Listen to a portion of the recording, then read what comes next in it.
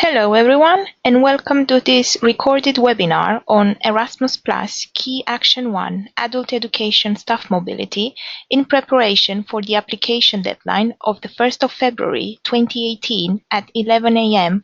UK time. This webinar is aimed at applicants looking to apply for funding under the decentralized strand of Key Action 1 known as Adult Education Staff Mobility.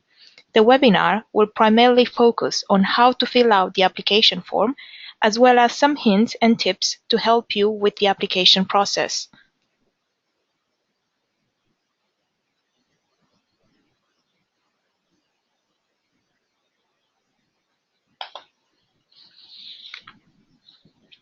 So, just to give you an overview of what this recording covers.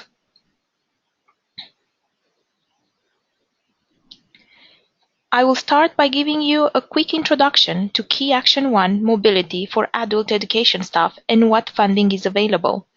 The main focus of the session will be on the application form. We'll first talk you through what you need to do beforehand, then we will go through the application form together, filling out certain parts, showing you how to use the distance calculator and how to validate the form. Then we will round up with some key points. Finally, we will mention the next steps and how to contact us for support in the run-up to the deadline.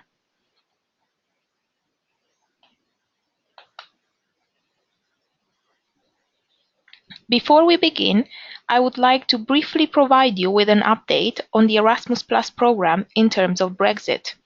The National Agency for Erasmus Plus in the UK remains wholly committed to the Erasmus Plus program and its benefits.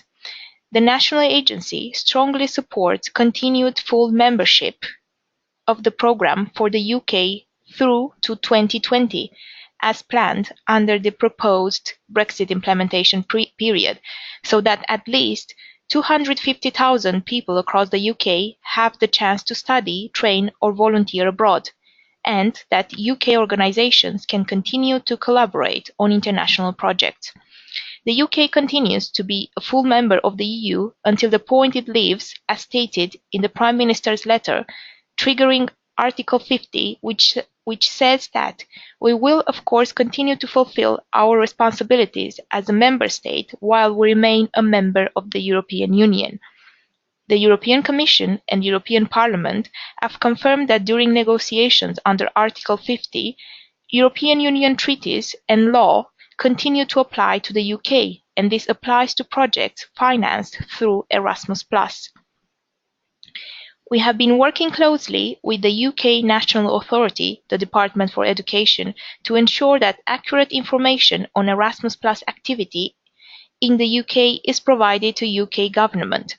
The national agency has a mandate to cover all sectors of the programme and will continue to liaise with UK government to ensure that higher education, vocational education and training, schools, adult education and youth activities are represented equally. The UK government has stated publicly that the United Kingdom is committed to continuing full participation in the Erasmus Plus programme up until we leave the European Union. It will underwrite successful bids for Erasmus Plus that are submitted while the UK is still a member state, even if they are not approved until after we leave, and or payments will continue beyond the point of exit.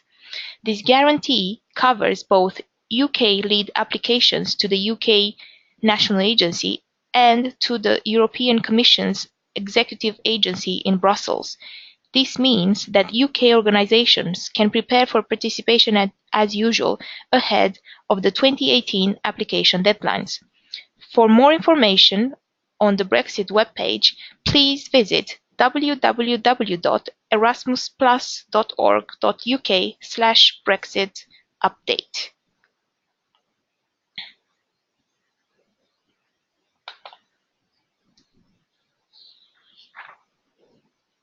So, Key Action 1 in the field of adult education.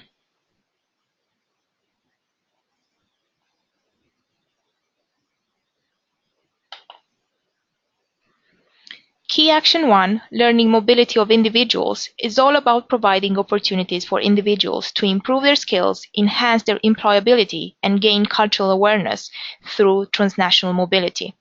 The projects funded under Key Action 1 Adult Education enable organizations to offer structured work experience, job shadowing, training and teaching opportunities to professionals involved in or teaching non-vocational adult education. Please note that for staff teaching primary school children, for example, you would not be eligible to apply under Key Action 1 Adult Education, and your application should be placed under Key Action 1 Schools.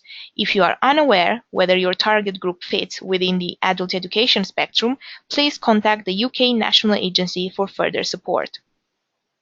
The aim of a Key Action 1 Adult Education project is to provide adult education staff with an opportunity for personal development, which will also increase their organization's adult education provision. This funding also offers an opportunity for staff of adult education organizations to gain competences in addressing the needs of adult learners with disadvantaged backgrounds. Given the current context concerning young migrants, refugees, and asylum seekers, the Commission welcomes projects that train adult education organizations in such areas, such as training refugee adult learners, intercultural classrooms, teaching adult learners in their second language, classroom tolerance and diversity.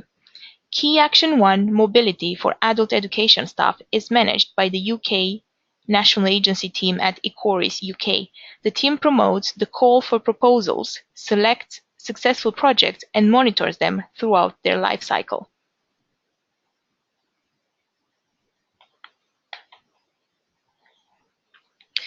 Organizations active in non-vocational adult education can apply for funding to support any of the following mobility activities within a project. Teaching, training assignments, where staff deliver teaching or training in a partner organization abroad. Structured courses or training events abroad. Staff participate in structured courses or training events to support the professional development of adult education staff. And job shadowing. Staff undertake a job shadowing experience in an adult education organization abroad. Be aware that courses where course content is related to EU funding or bid writing are not eligible. Courses must improve the provision of learning in adult education. Mobility activities can last from 2 days to 2 months, excluding travel time, and must be consecutive. Funding can be used to support staff engaged in adult education activities, including support staff, managers, and guidance staff, as well as teachers and trainers. The training must respond to clearly identified staff development or training needs, or must contribute to your organization's strategic approach on adult education provision. The learning outcomes of the training must also be appropriately recognized and shared widely with others in your organization as part of the project's dissemination activity. Staff must be based in the UK and must undertake their mobility in an eligible organization based in another program country. Funding is not available for UK organizations to receive staff from other organizations. To receive staff from other program country, the organization sending the participants must apply to the national agency in their own country.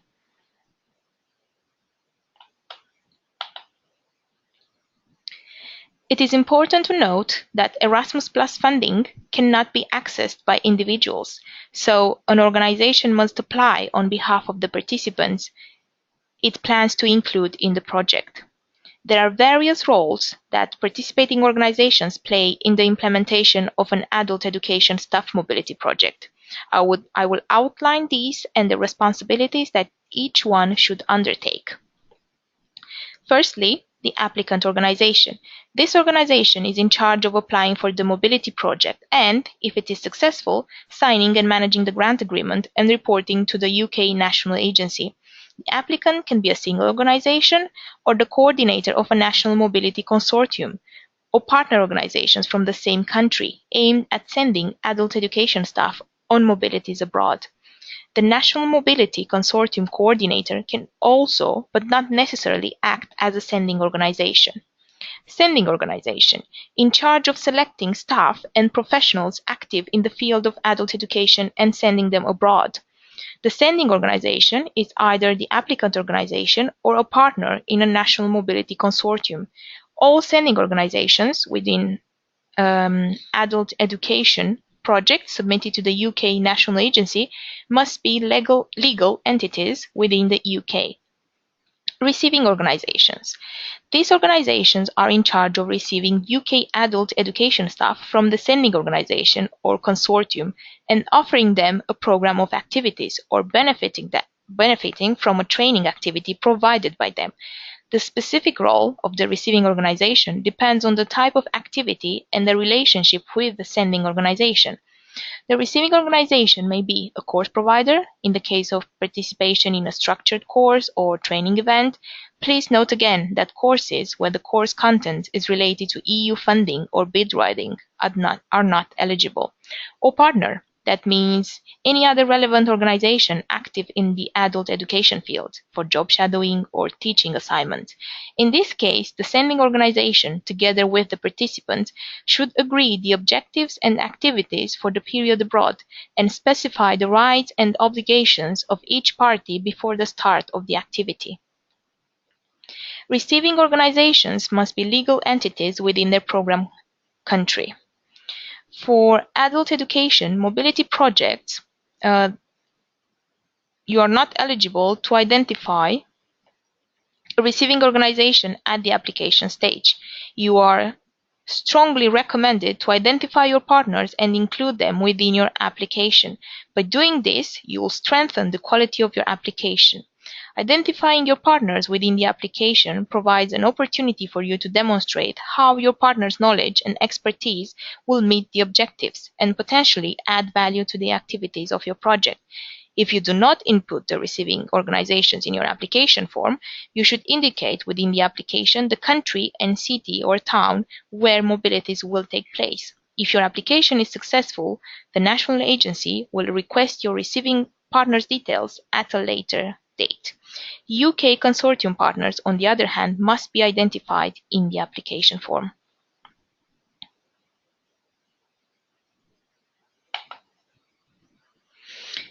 It is important to link your KA1 project to the overreaching European priorities and show the added value of carrying out your project on an European level. When doing so, it is important to keep the general objectives of the Erasmus Plus program in mind, as well as the important features of the program. The general objectives of Erasmus Plus is to contribute to a number of policies, which are those you can see on this slide. The following are important features of the Erasmus Plus program.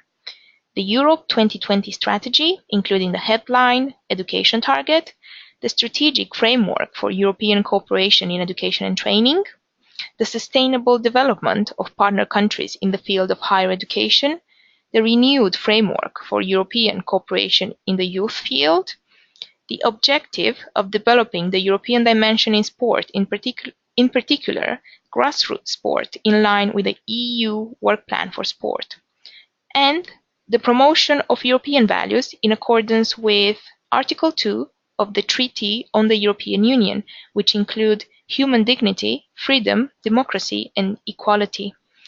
The important features of Erasmus Plus are detailed in Part A of the program guide and include recognition of skills and multilingualism. Please look through them carefully in your own time. Please also have a look at the specific objectives for the field of education and training on page 28 of the program guide.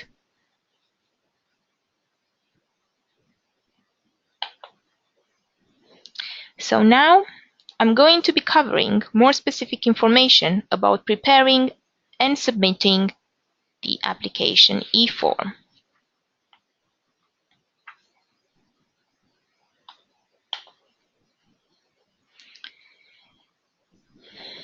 Once you have decided on a KA1 adult education project idea, you have found partners and thought about how to address different European priorities, you will need to ensure that you have obtained a PIC for your organization before applying. A PIC is a 9-digit participant identification code which is unique to your organizations and will help you complete the application form. PICs are obtained once your organization has been registered on the European Commission participant portal. You must make sure that all organization details on the European Commission's participant portal are correct. If you haven't got a PIC, you need to follow a 2-stage registration process. However, before doing so, please double-check that your organization definitely doesn't have a PIC. We recommend that you ask colleagues at your organization in case someone else has already created a PIC.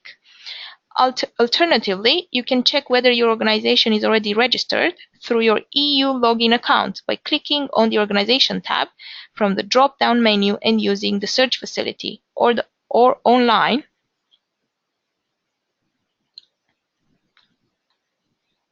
If your organization already has a PIC, you should use that one and not create a new one, as having 2 or more PICs for the same organization will create problems. If you do need to create a PIC, these are the 2 steps that you'll need to follow. First, you'll need to register on EU Login. This platform of the European Commission was formerly known as ECAS. EU Login is a point for user authentication to a wider range of Commission tools. The registration process is really simple, and you can download the guide off our website, which will talk you through how to do this. The guide can be downloaded from the Before You Apply section of the UK website, and you'll find the click to it on the handout. You'll then need to obtain a PIC through the European Commission's participant portal. The participant portal is the single entry point for the electronic administration of Erasmus Plus projects, as well as projects funded under other EU programs. After starting the registration process, you'll be prompted to provide information about your organization, as well as upload documents related to your organization. These documents are needed to prove the legal status and financial capacity of your organization, and it is essential that the information on these documents matches the information you've input on the portal. If you are creating a PIC, make sure you register on the correct participant portal. The link provided in the handout and on our website is for the Education, Audiovisual, Culture, Citizenship and Volunteering portal, which is the correct one for Erasmus Plus projects. If you were to simply research the internet, you might come across the Research Participant portal, which is not the correct portal for Erasmus Plus. Please be aware that all of your partners will also need to have obtained a PIC and have uploaded all the necessary supporting documents to the participant portal before you can submit your application. This is because the details of all participating organizations will be pulled into the application form from the participant portal and cannot be completed manually. You'll see how this actually works in a minute. Finally, if you want to apply as the coordinator of a national mobility consortium, you'll also need to download the partner mandate templates from our website and have each of your UK consortium partners completed. Each partner mandate must be signed by both parties. Please make sure that all the information, such as the name of the organization, address, and legal representative on the partner mandate, is identical to the information in the application form. If there are any inconsistencies, partner mandates will not be accepted by the UK National Agency.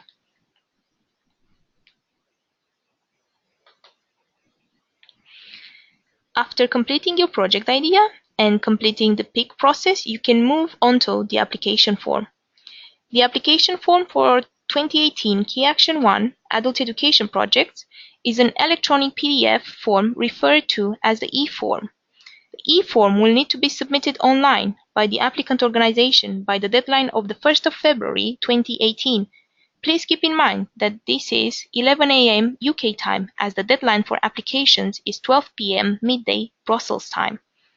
The application form is available to download from the Apply for Adult Education Staff Mobility funding page of the UK Erasmus Plus website under Key Action 1.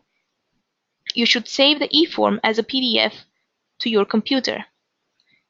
I will show you.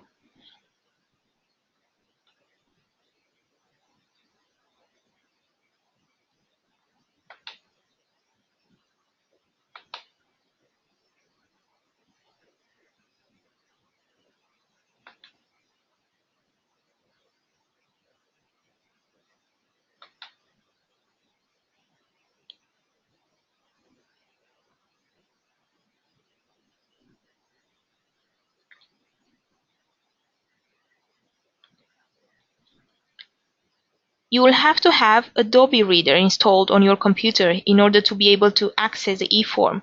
Please note that some Mac computers are not compatible with the eForm, so we would recommend that where possible you use a Windows PC to complete the application.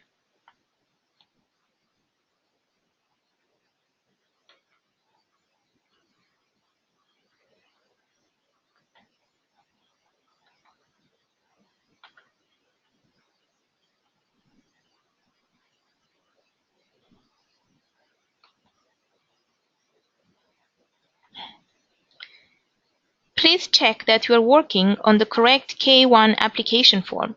For a Key Action 1 Adult Education project, you should check that your forms correspond with the information you can see on this slide.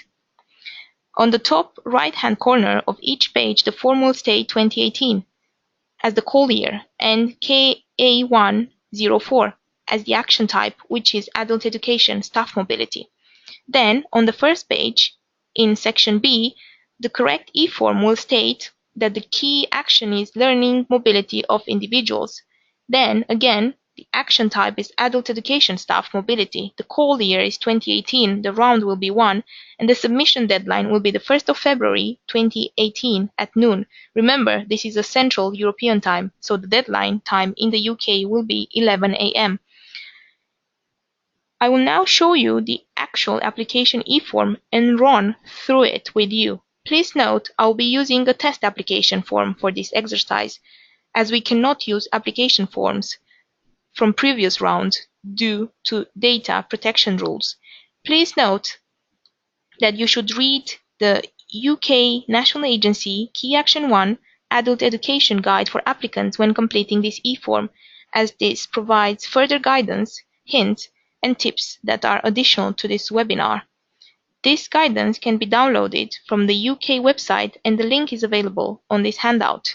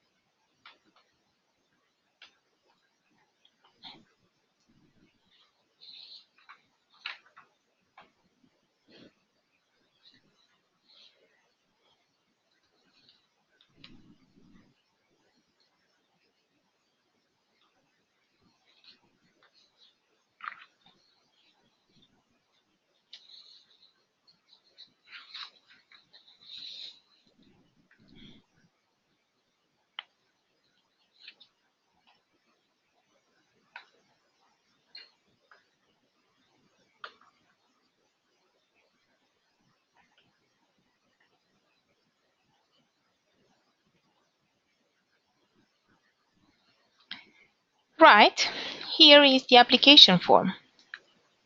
As I go through it, I'll use the scroll bar to scroll up and down the pages to the relevant sections of the form. I will concentrate on hints and tips for each section based on previous application rounds, rather than describing all the information needed, and I will then concentrate on the sections dealing with project activities and budget, showing how this link to each other. Please remember that you can find more detailed guidance on each section of the application form in our guide for applicants, which you can download from the same webpage where you will find the application eForm. So, I'll give you a brief introduction to the key features of this eForm, starting with the colors of the cells. Pre-filled sections of the form, such as in section B here,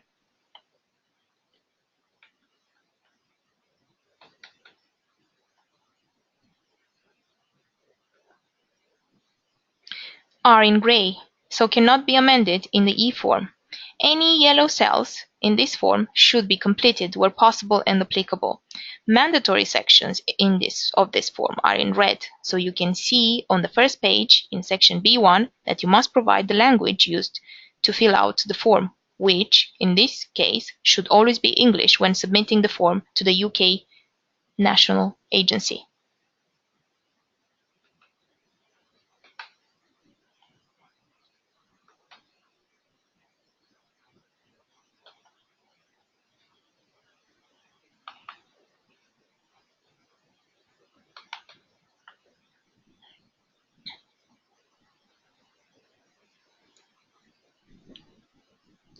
You can see that you must use the drop-down box to select this, and this feature can be found throughout the form, and in some cases appears when you click on the red cell, for example, with the start date. If we click on this cell, the drop-down arrow appears and we can select the start date from the calendar that appears. The start date for your project 2018 must be between the 1st of June 2018 and the 31st of December 2018.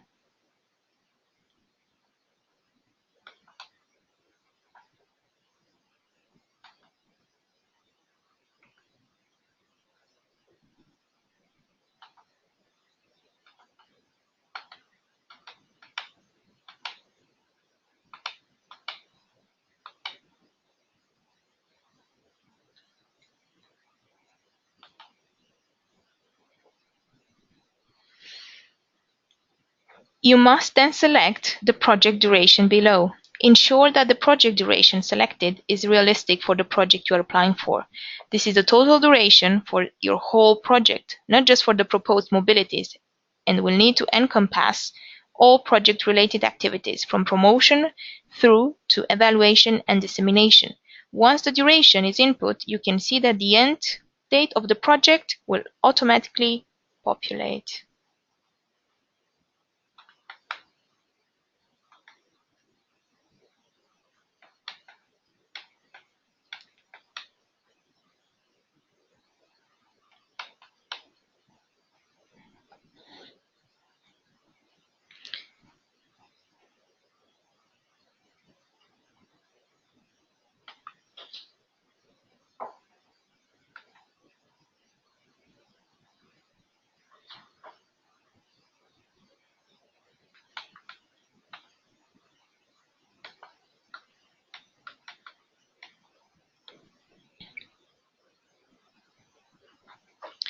In section B2, you must select UK01 at the bottom of the drop-down menu.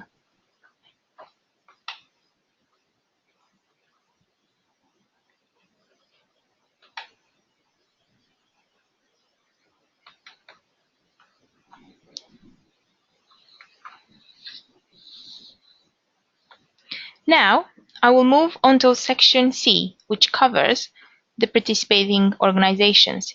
Here are some hints and tips.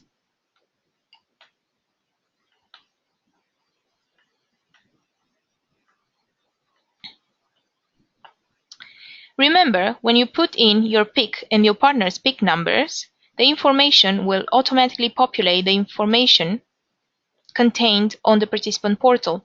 You must be connected to the internet when entering PIC numbers to your application.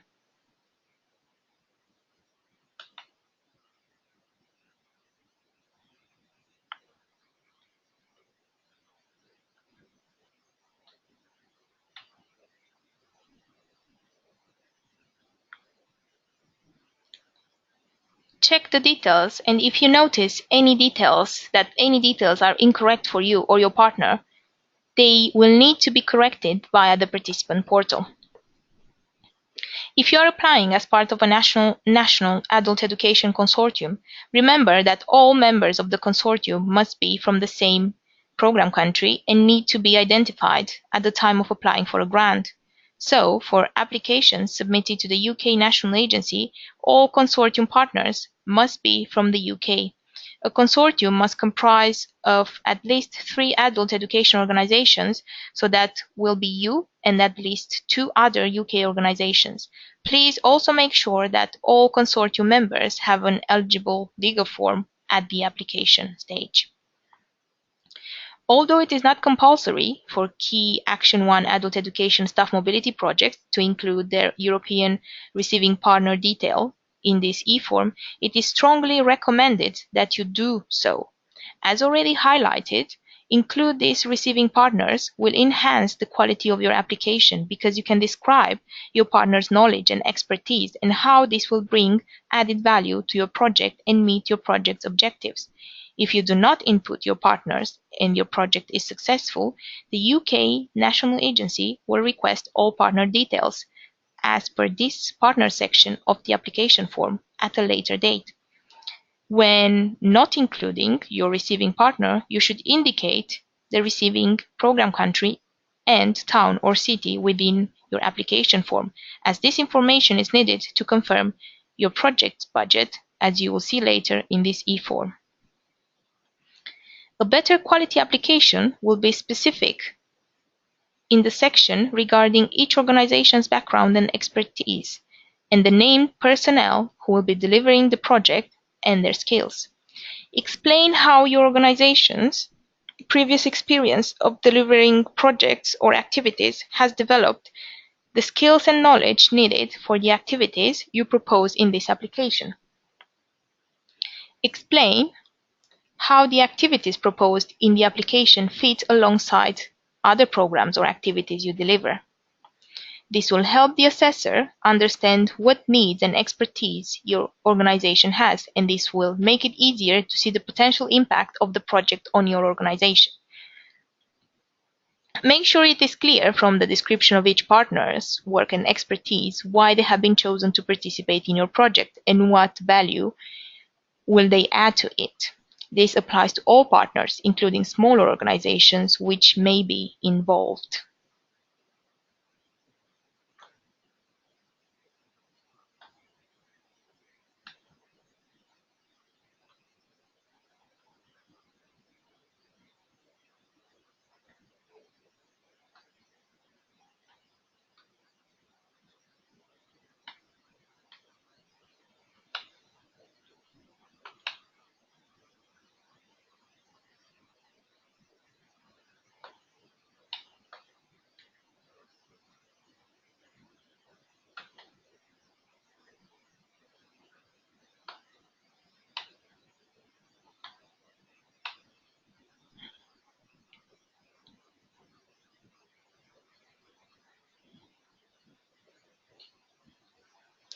Before we move to the next page, you will see that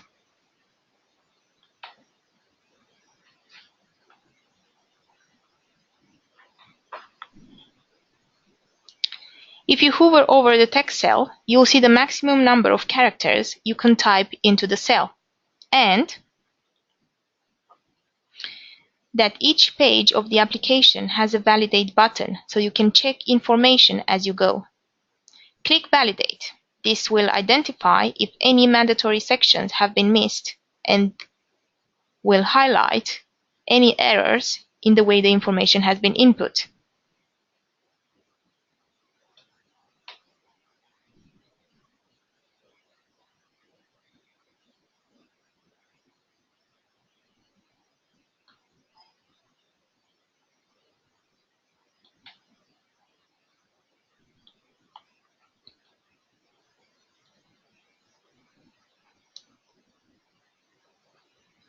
As you see, the type of organization is missing. Doing this will pick up any missing sections or errors within the form.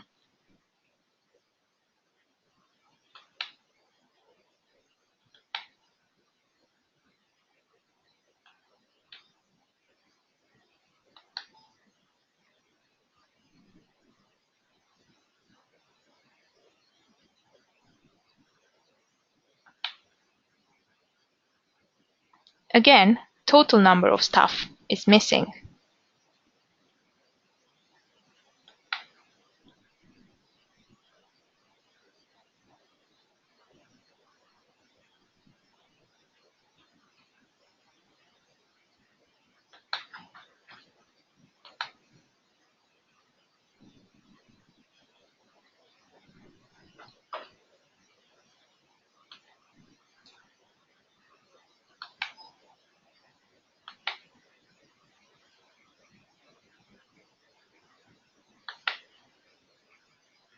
I will select No. You must be connected to the internet in order to validate the form. Now let's scroll down to section D, European Development Plan.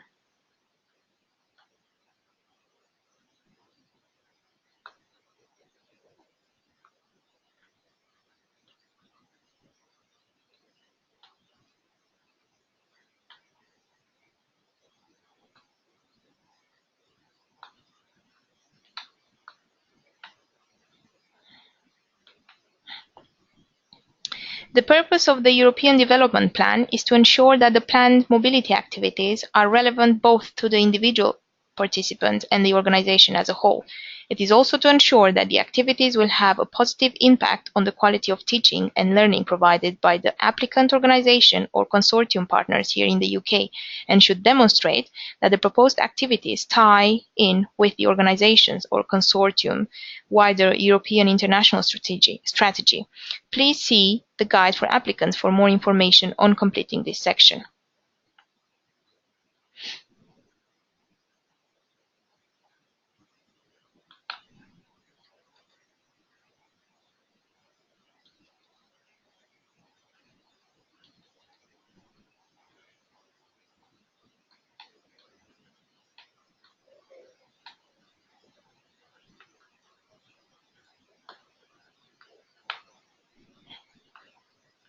Now on to section E, description of the project.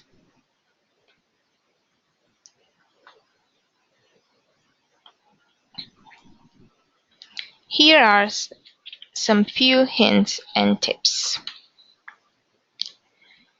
You must provide a rationale for your project and identify both the project's objectives and the issues needs the project will seek to address. You will need to show a clear link with the priorities and objectives of Key Action 1, which are on page 25 to 31 of the 2018 Program Guide.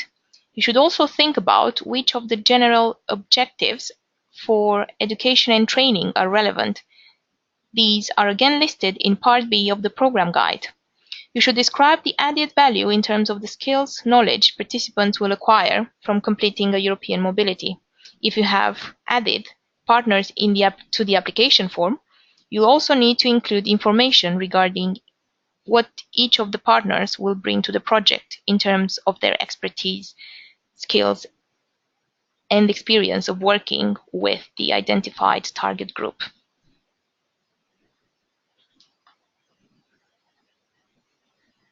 Now,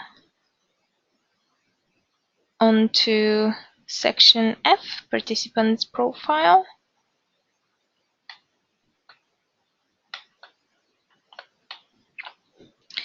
You should provide details about how the participants will be identified and selected, which activities will they participate in, how they will contribute to the project, and how the project will benefit them.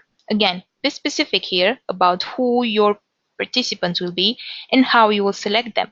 For example, include information on the courses that your adult education staff will undertake and how the training abroad will relate to this or build on this and can be used in the future.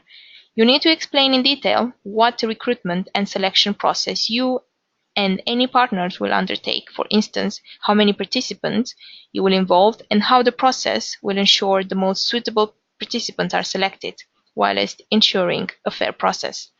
Your learning outcomes must also be clearly linked to the aims of your project and relevant to the needs of your participants.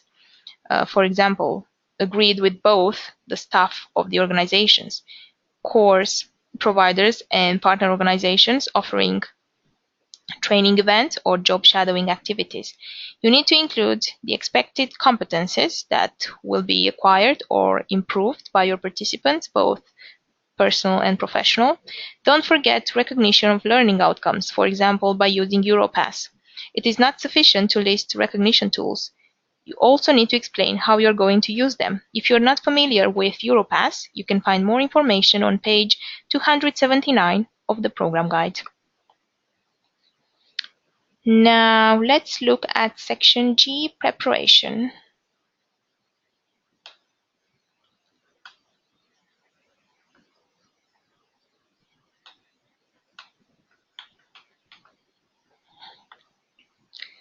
The first subsection here is section G1, practical arrangement. The specific preparation activities will depend on the objectives and activities of your particular project and the needs of your participants. However, they will include some standard elements such as arranging appropriate accommodation, transport, insurance, visas, ensuring the safety and protection of participants, explaining how participants will be mentored and supported, language and/or cultural preparation for participants, practical logistical orientation, and agreeing learning needs and objectives with participants. In section G2, project management, you should explain clearly how you will ensure that the project and the grant are managed effectively and transparently in order to deliver the planned objectives and activities to a high standard and within the time frame and budget available. You'll also need to describe how the project's activities and results will be monitored and evaluated during the life of the project and provide details of the staff you will be involving in these activities and how often quality checks you will undertake. Address how you plan to handle risks or difficulties. For example, what processes will you use to handle conflict resolution within the partnership? In subsection G3, preparation of participants,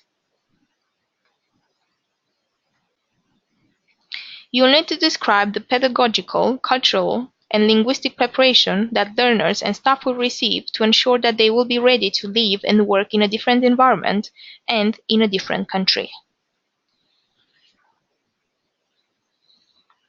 Now, onto section H, main activities.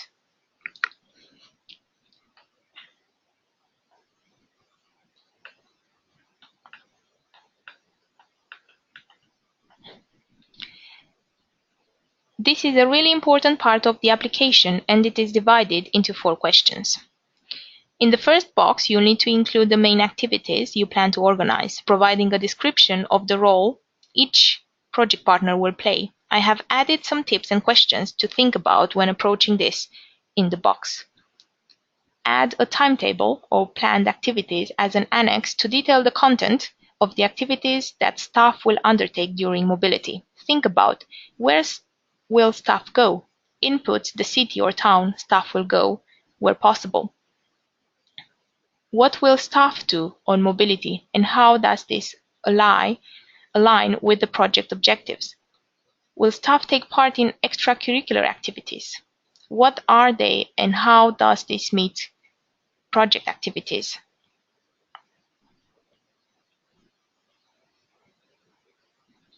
In the second box, you need to detail what communication methods you will use with your partners and any other relevant stakeholders and why. Again, some consideration have been placed in here to give you an idea of the sort of information you could include in this section. What languages will you communicate in? What tools will you use to communicate and why? How will you share and store key information? How often will you communicate and why? Who is responsible for organizing and maintaining communication with partners and stakeholders? Try to use SMART goals when completing the application form. Specific, measurable, attainable, realistic, timely. In the third box, you will need to explain what monitoring activities will take place to support your participants and who will carry this out and evaluate the participants' progress. Examples could be participant logbooks and regular Skype catch-ups between a participant and their line manager back in the UK. This can take place before and after mobility to measure participant progress. This is important as this will help you when thinking about evaluation and impact in a later section of the form. Justification for accompanying persons should also be given in the fourth box if you are including accompanying persons. As written in the cell here, we should only expect to see accompanying persons being included to support participants with special needs, in which case the skills of the accompanying persons in this respect should be provided.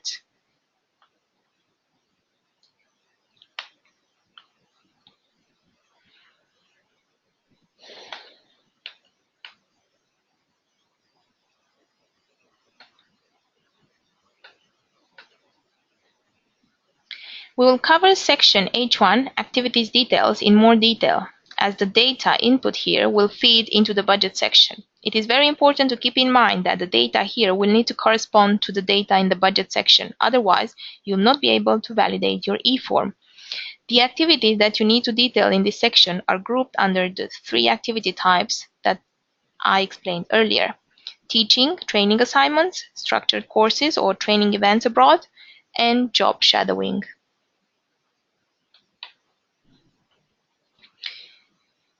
You should add a table for each activity you plan to include during your project and select a number of answers from the drop-down menus available, which I will demonstrate in a minute.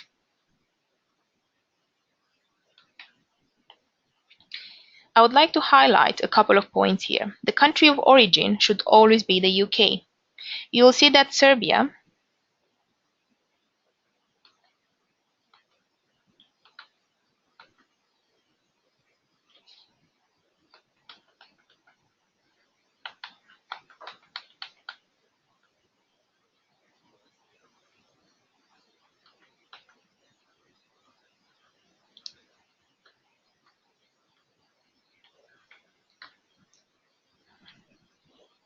You will see that Serbia appears in the list of possible destination countries in section H1, along with all other program countries with their overseas countries and territories. Serbia is displayed here because Serbia is implementing the necessary measures to prepare for full participation in Erasmus Plus as a program country in the coming years. However, it is not an eligible destination under Erasmus Plus actions in the field of education and training for the 2018 call. You might have noticed that at the top of the eForm there is a special warning message in red to avoid that applicants propose any activity flow that is ineligible under the Erasmus Plus rules. You will need to use the Commission's online distance calculator to fill out the distance band. A link to this is provided in the guide for applicants, a link for which is also in the handout. The distance is from cities and towns, so please choose the nearest one to your head office and your partner where the mobility will take place. The band that comes up is the band that you will need to input into the application form. This will then automatically populate the corresponding travel unit cost in the budget section. This is a contribution towards the return journey costs. Please ensure that you put in the right band, as this will be checked at assessment, and if incorrect, could affect the quality of the application. Now I will give you a demonstration of how to complete this section. I will select Structured Courses Training Events from the drop-down.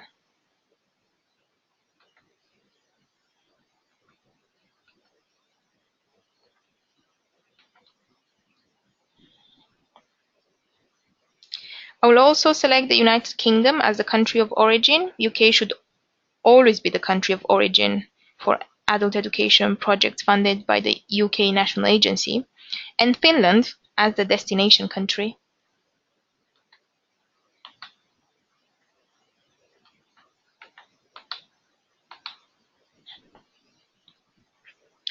To work out the correct distance band between the UK and the partner organization, we will switch to the distance calculator.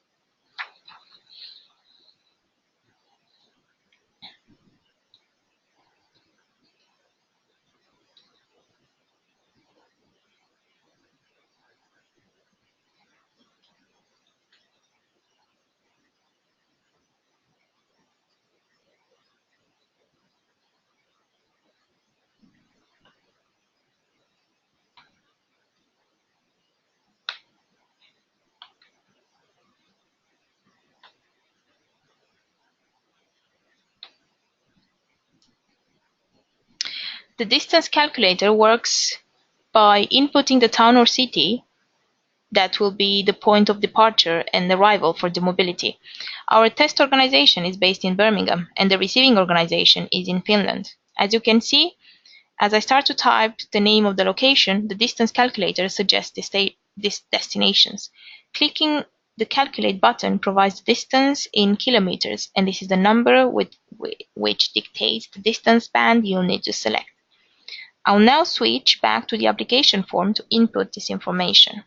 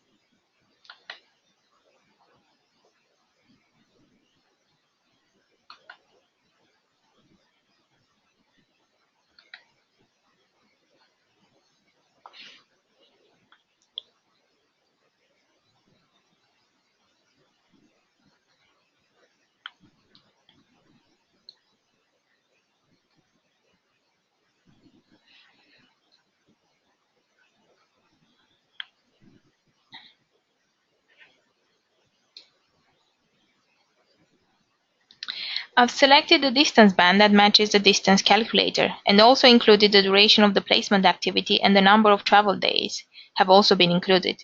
You can see we've input 2 travel days, which is the maximum number of travel days permitted. Once this information has been inputted, you will need to input the total number of participants, which include any accompanying persons if needed. I've input a total of 10 participants. If your project includes participants with special needs or accompanying persons, you should include the number of these here as well. Don't forget that the inclusion of any accompanying persons should be explained in section H. If you have another flow of mobilities under the same activity type that has a different duration or destination, you will need to add it by clicking on the plus and minus icons.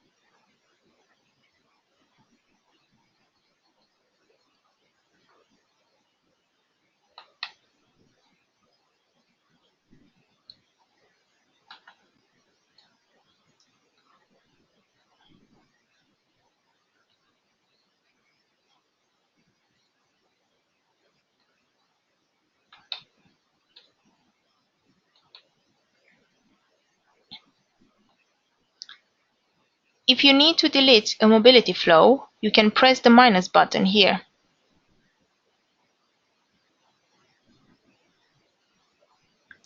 Please note that this will only delete the last flow you've entered into the form. Now, to add a different activity, just click on the Add Activity button below and select the next activity type.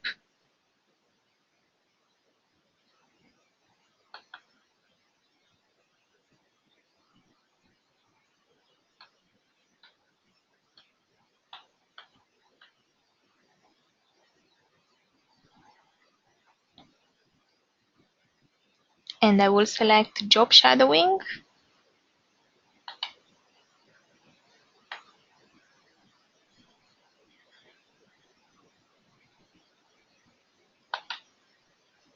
Again, I will select UK as the sending country.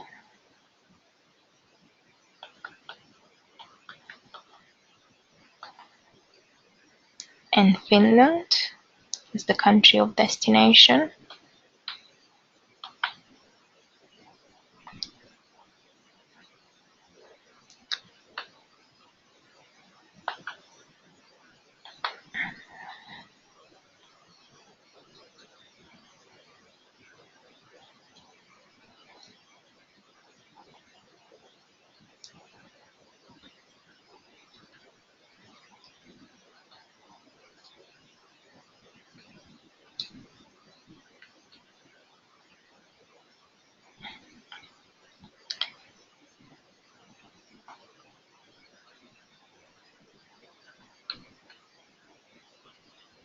Now in section E, follow-up, some hint and tips.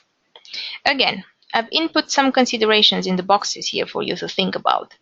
Be as specific as possible about the impact of the project.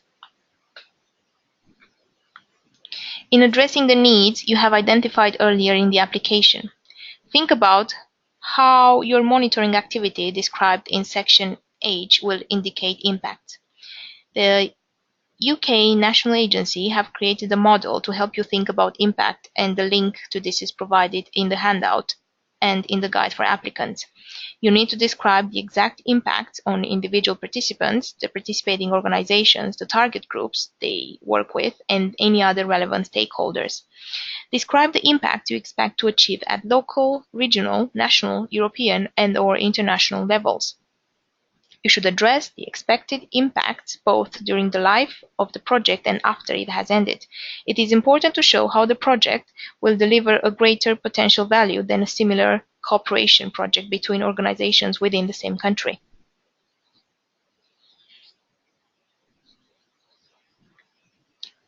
Dissemination.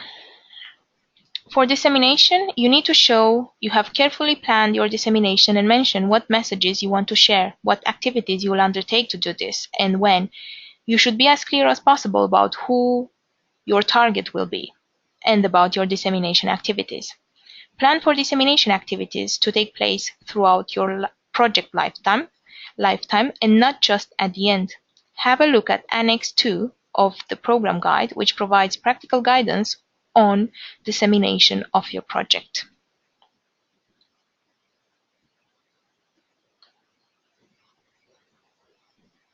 Evaluation. Give specific details of the evaluation methods and indicators of achievement, qualitative and quantitative, you plan to use in order to assess whether and to what extent your project has achieved its objectives and results. You should attach numerical targets to the quantitative indicators wherever possible and explain who will be looking after this. Who will be looking after this task. Don't forget your evaluation activities should consider the learning outcomes and how the project has contributed to addressing the overall aims of Key Action 1.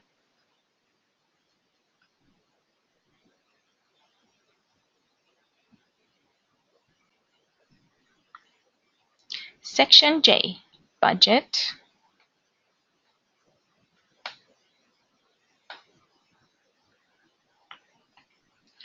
Getting the budget right is an important part of the application. It is important that you have carefully considered and justified the budget requested. It is important to be aware that if the project is approved, the applicant organization will receive the grant and will be responsible for distributing it amongst the partners to ensure the effective delivery of the project. There is no maximum grant amount for an adult education mobility project. However, you should ensure that the budget requested meets the need of the activities planned and is realistic in relation to your operational capacity.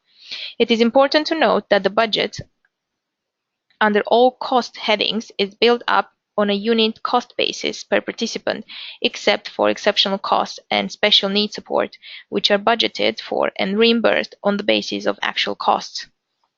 Unit costs are a set amount per participant, which is a contribution towards the cost.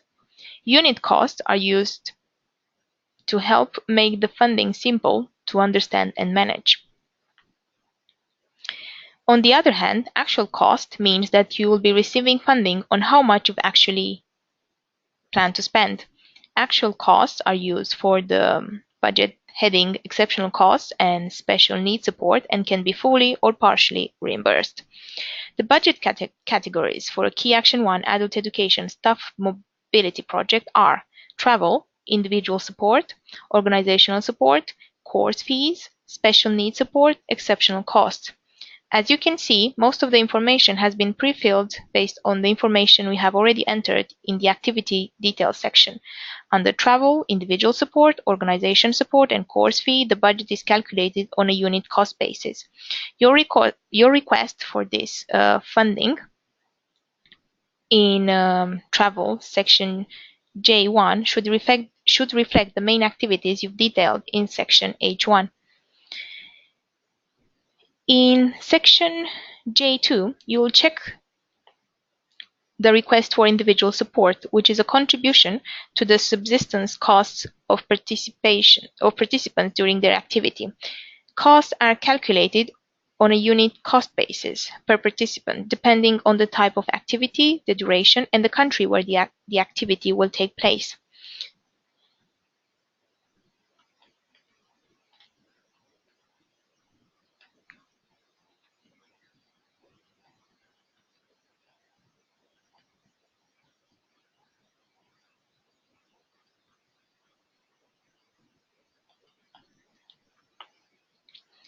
In section J3, you need to check your request for organizational support. That is money to be used for the organization, management, and implementation of your meetings or main activities. Once again, most of the information has been pre-filled from the activity details section. You will need to check here that the pre-filled information is correct, and if not, amend section H1. Section J4 relates to the request of funding for course fees, and it is a contribution to the cost of fees for the enrollment in courses and is based on a unit cost. You'll only be able to claim for course fees if you have listed structured courses, training events as one of your activities under section H1.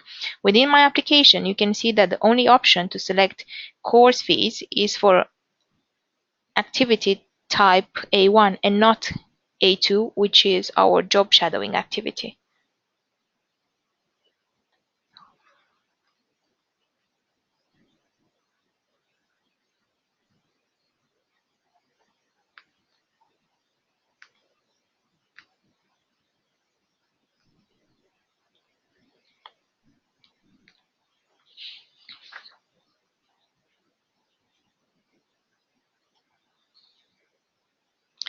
There are some important things to note in this section to make sure that you complete the course fees budget correctly. When you complete this section, the total number of participants will automatically populate. Therefore, if you have multiple flows of mobilities of different durations, you need to amend this accordingly to match the numbers in H1. You must input the total duration of the course only. So you should not include any travel days in the duration day cell. In section H, you will recall we had one flow to Finland for 10 participants for 10 days, excluding travel days. So I will input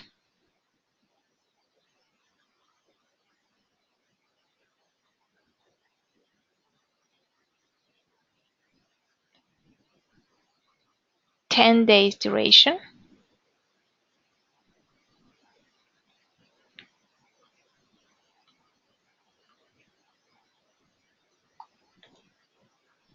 I will change the number of participants to 10.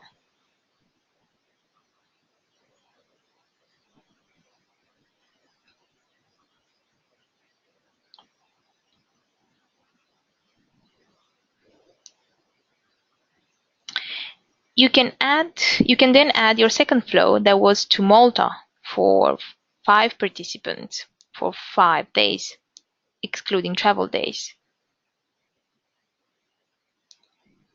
by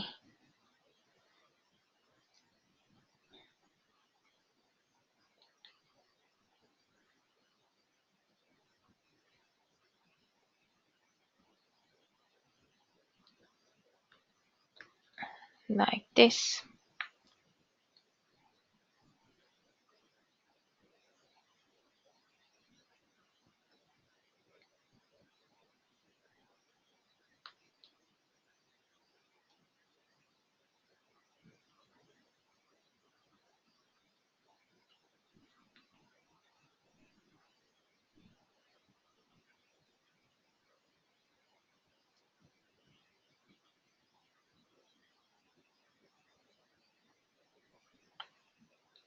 You can see how important it is to get this right.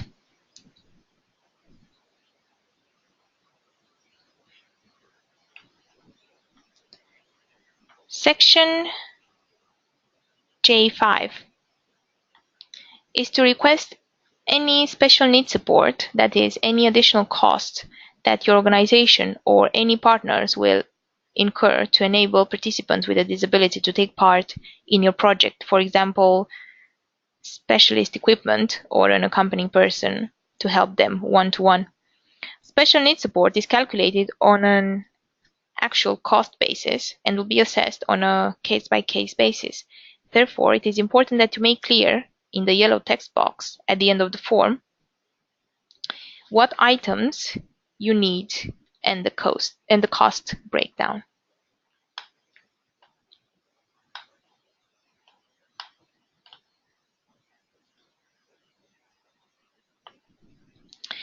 You should also ensure that you have detailed the inclusion of special needs participants in the main narrative of the application. If you do not provide sufficient information about your claim for special needs, the cost requested under this budget may be deducted when assessed. J6, exceptional costs.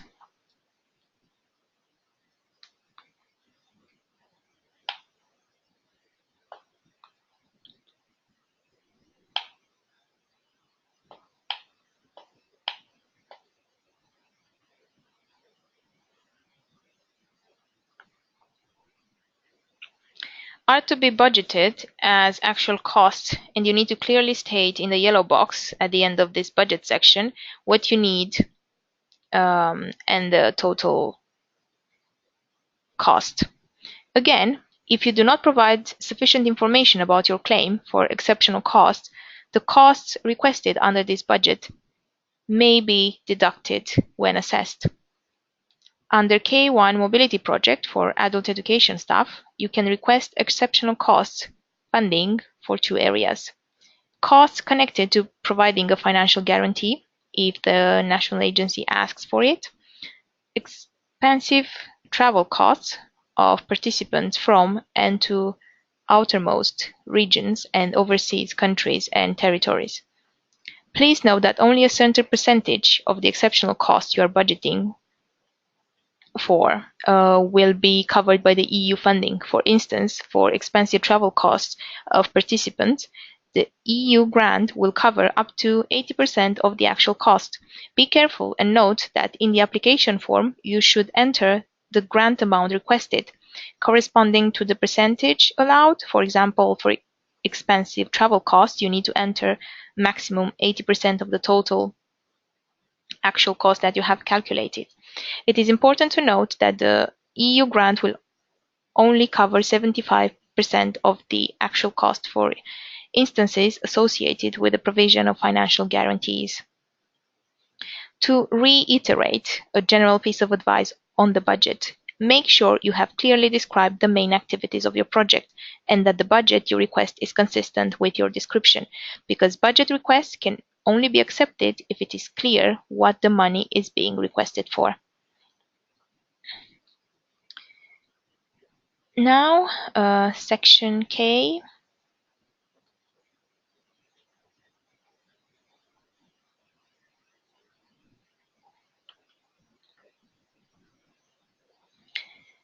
Section K asks you to provide a summary of your project. This summary will be used by the European Commission and the UK National Agency in their publications and will also feed into the Erasmus Plus project results dissemination platform, referred to as EPRP, if your project is successful. Your project summary should therefore be written in clear, plain English, avoiding any technical or sector-specific jargon to ensure that it can be understood by the general public. Section K1 and K2 give a summary of participant organizations, activities, participants, and the budget. Please check these sections carefully and ensure that the information is correct. In case where it is not, please make sure you make the necessary changes earlier. Please refer to Section L, the checklist, and M, read the data protection notice.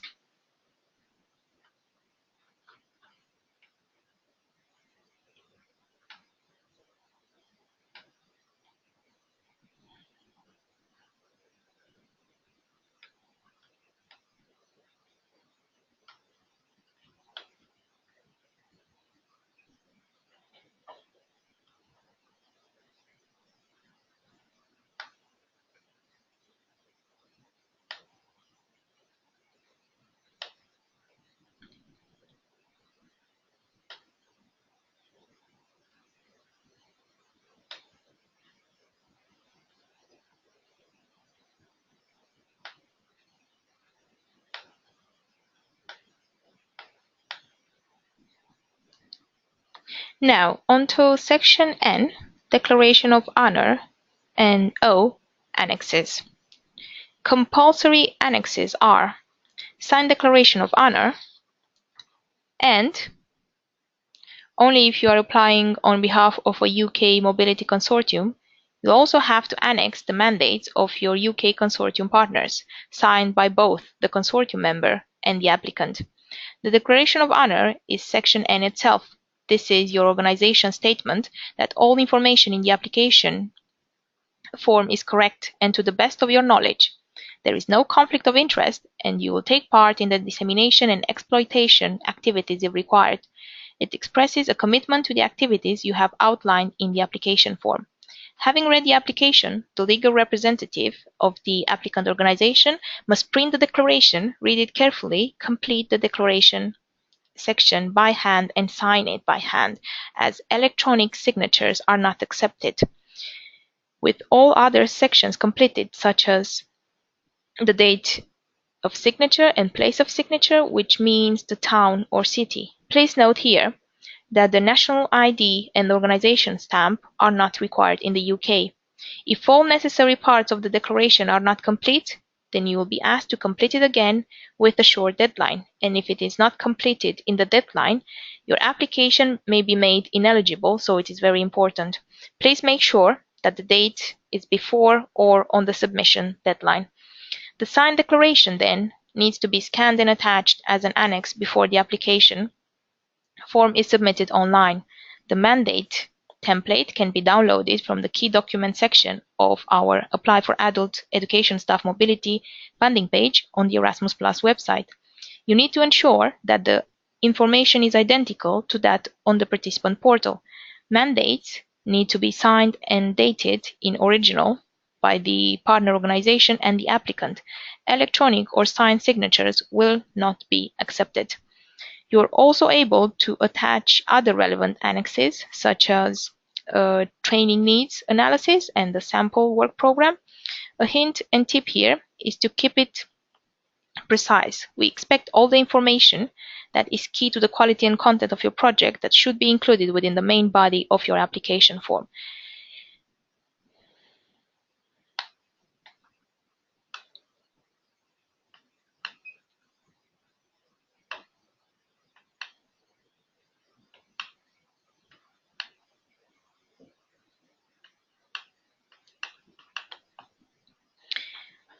Now, a few final words on Section P submission. Validate as you go and after completing the application. You'll be taken to any sections that are incorrect or have been missed. You'll need to resolve this before submitting the form.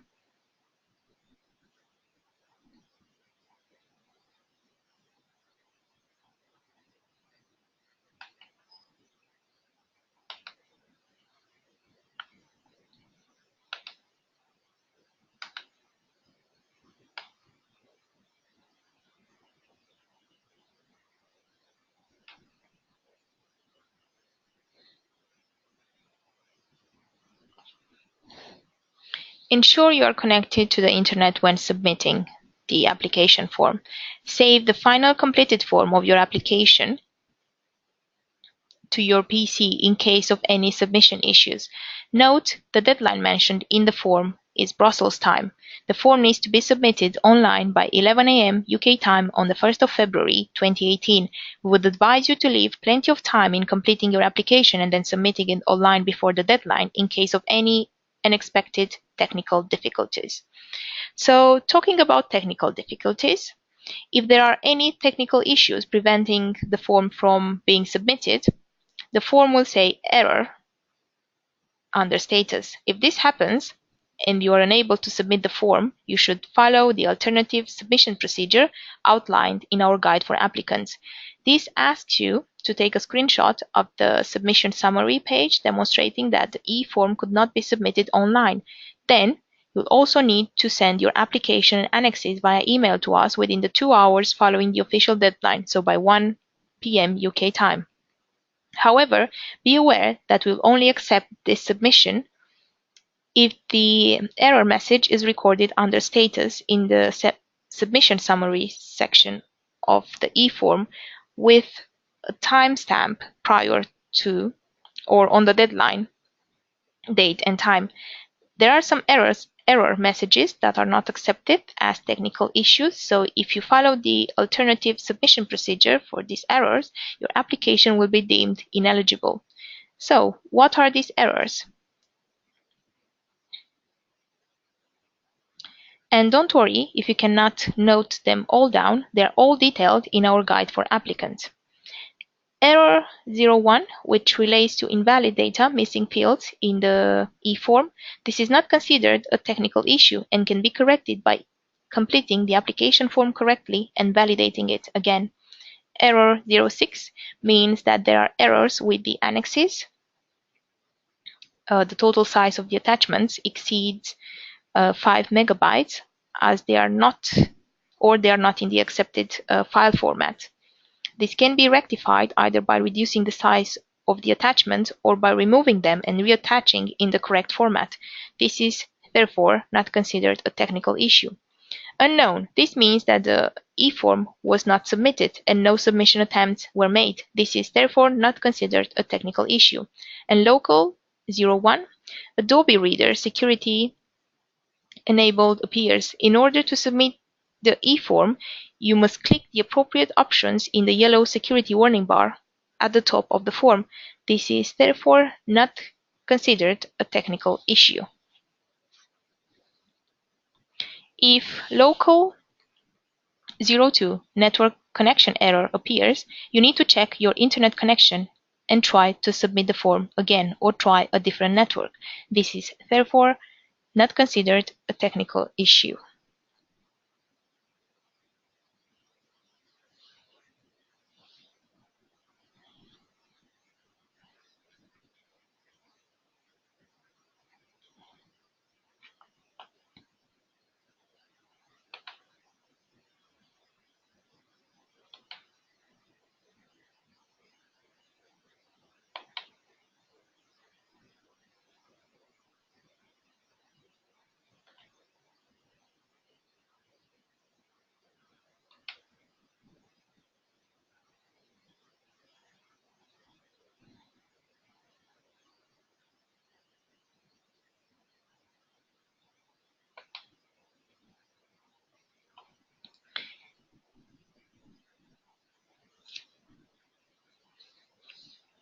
You must ensure you have validated all sections of the application form before submitting it.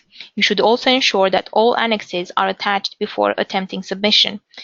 You need to check that the annexes are within the maximum 240 megabyte size for each file, up to a maximum of 10 files, and in the file formats accepted by the eForm, which are listed in our guide for applicants. We recommend that, where possible, you scan different documents together into a single file. If you experience problems with attaching annexes after having checked these aspects, you can email them to erasmusplus@ecoris.com before the deadline of 11 a.m.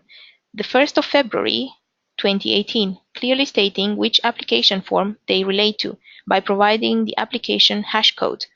And also tell us your organization's details and project name. However, please only do this as an exception and ensure you have followed all the available guidance first.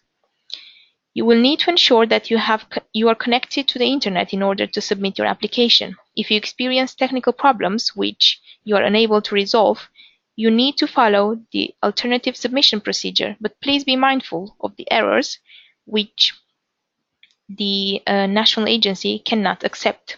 For full details regarding the national agency's alternative submission procedure for technical issues, please consult the national agency's 2018 Key Action 1 Adult Education Guide for applicants.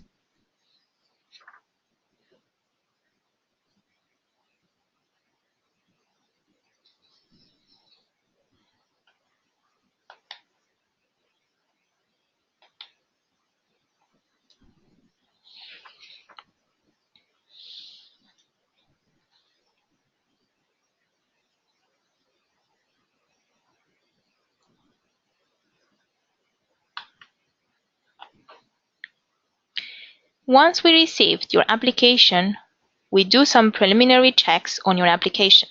Your application will be deemed ineligible and will not go forward to assessment if it does not meet any of the eligibility criteria specified in the 2018 Program Guide for Key Action 1 Adult Education Mobility Project. The relevant adult education eligibility information can be found on pages 68 through to 70. I included some examples of applicable eligibility criteria on this slide, but please remember that this is not a fully comprehensive list.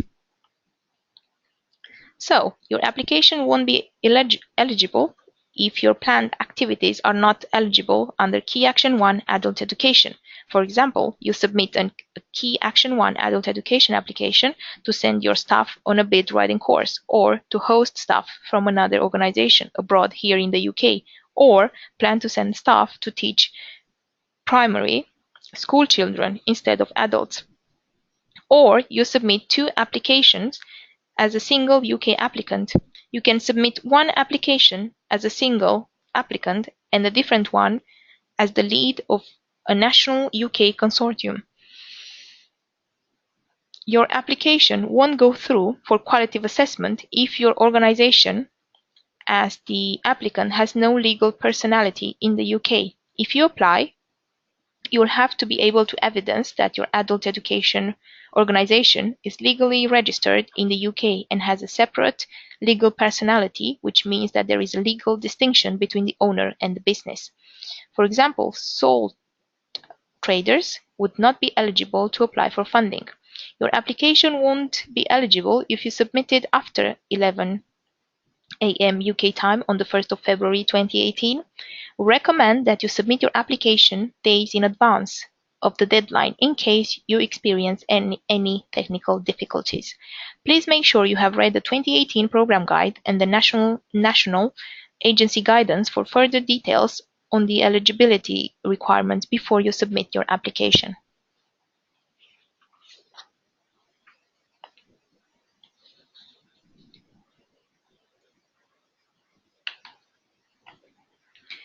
Once the UK National Agency is happy that your application is eligible, it will be assessed by external experts against the award criteria published on page 70 of the 2018 Program Guide. From the slide you can see there are three award criteria. An application can score a maximum of 100 points. In order for your application to be considered for funding, an application must score a minimum of 60 points in total and must receive at least half of the maximum points for each award criteria. Each criterion has sub-points which you need to really pay attention to, so please read more about this in the 2018 Program Guide or our guides for applicants. We also recommend that you look at the 2017 Guide for Erasmus Plus Assessors to see in more detail how your application will be considered during its assessment. All of the relevant links to these documents are in the handout to this webinar. Please note that as part of the assessment process, the UK National Agency will also check that the requested budget is in line with the funding rules set out in Part B of the 2018 Program Guide at pages 71 to 74. If these rules are not respected, your requested budget may be reduced if your application is successful.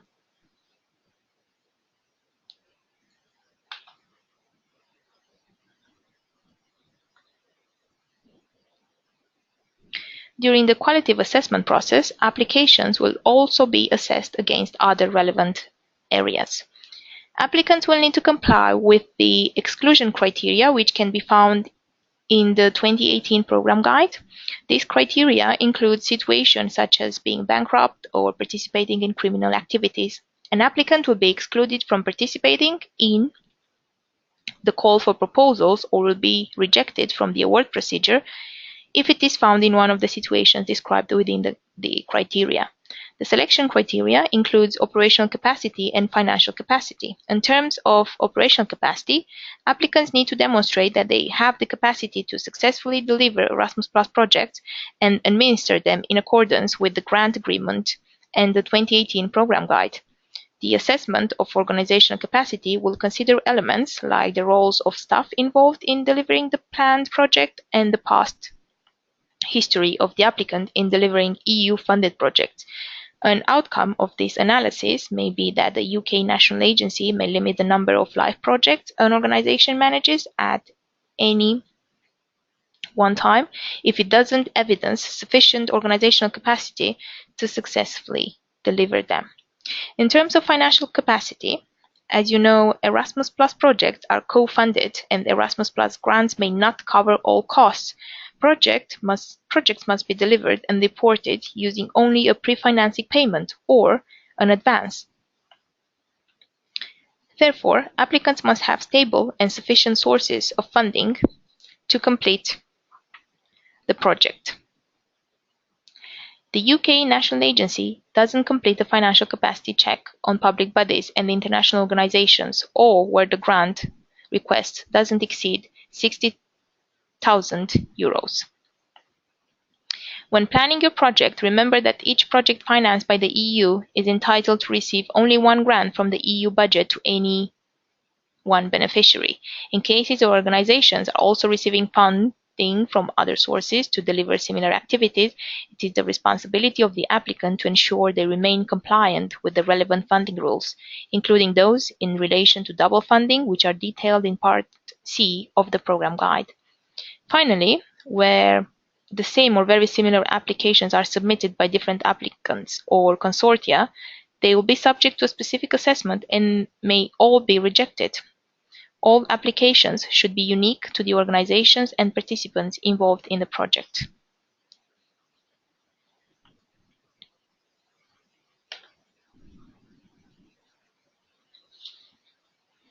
Erasmus Plus national agencies will be validating your organization and your partner organizations. This is a separate process to the assessment of your application. Therefore, the fact that your organization has been validated does not automatically imply a successful outcome for your application. During the validation process, the UK National Agency will check whether all the information we have input into the application portal is complete and correct.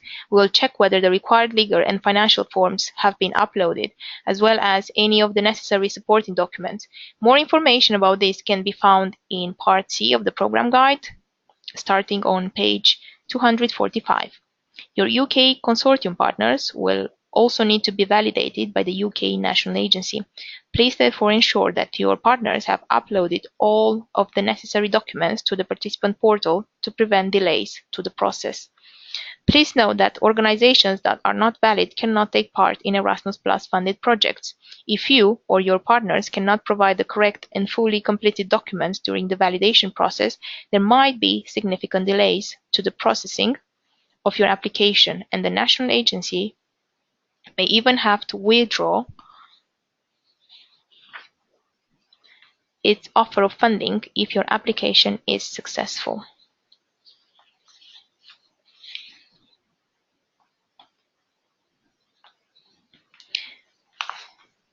There is no maximum budget for a Key Action 1 adult education mobility project. However, the budget requested must be realistic and well justified within the application.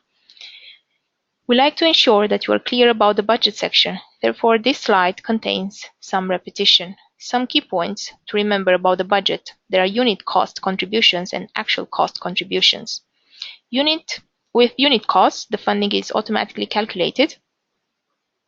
Depending on the unit, this can be the number of participants for a certain duration or a set cost per distance traveled, for example. Budget headings using unit costs are travel, organizational support, individual support, and course fees, where you have selected the structured courses or training event activity type. Funding for actual costs is obviously based on the real cost of the item or service, but only a certain percentage of the cost will be covered. Budget headings using actual costs are special needs support up to 100%, and exceptional costs. For exceptional costs, a percentage of the actual total cost will be funded via the Erasmus Plus budget depending on the cost. The percentages and more information can be found on page 73 of the program guide. I would like to clarify here that funding for course fees can only be requested if you have selected structured courses as an activity in your application. You can request a maximum of €700 per participant per project, not per mobility, for course fees, and you must justify your request for course fees funding in your application. It is important to note that any request for financial support to cover special needs support and exceptional costs must be clearly justified in the application form. The assessor will not assume anything in relation to these costs and will recommend cutting them from the budget unless adequately justified.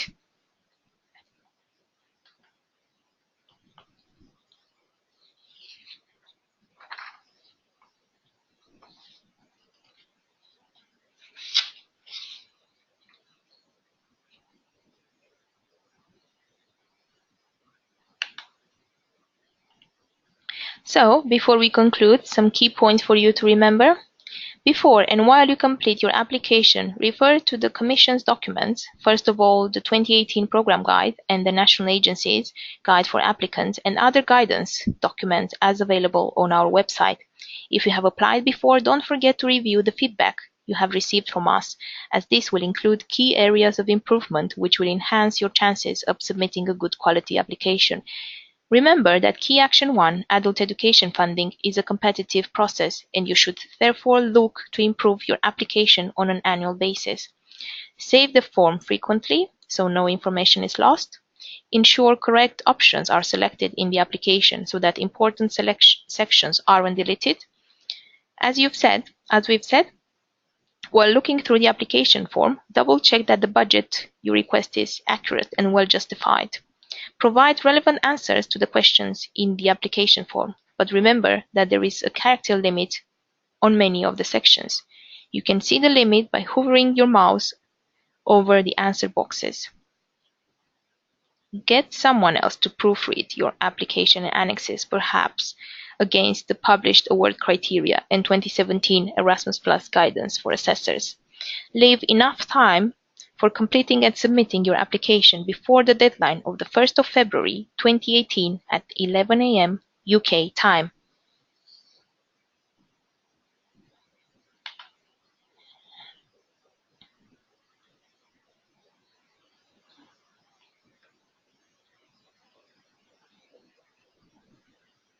So, to conclude, I would like to remind you of the support the UK National Agency will be offering in the run-up to the 1st of February deadline for applications to be submitted under Key Action 1 Mobility Adult Education Staff. The live interactive webinar took place on the 12th of December 2017 at 2:30 to answer questions on Key Action 1 Adult Education Staff Mobility.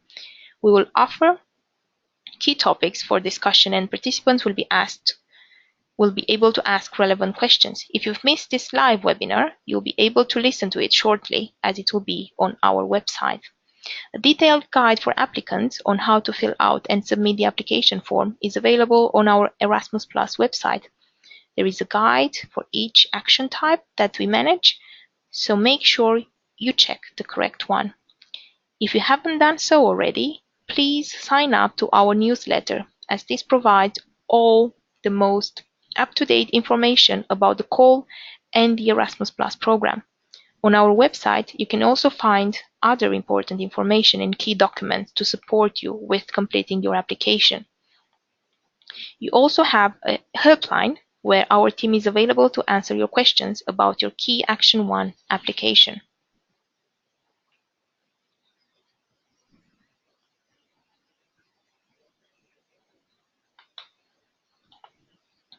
The team is available every day from Monday to Friday to answer your inquiries you may have via the Erasmus Plus at ecoris.com inbox or our helpline.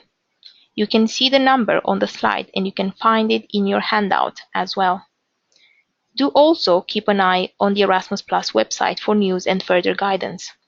We hope you found the session useful today, and we wish you luck with your future applications.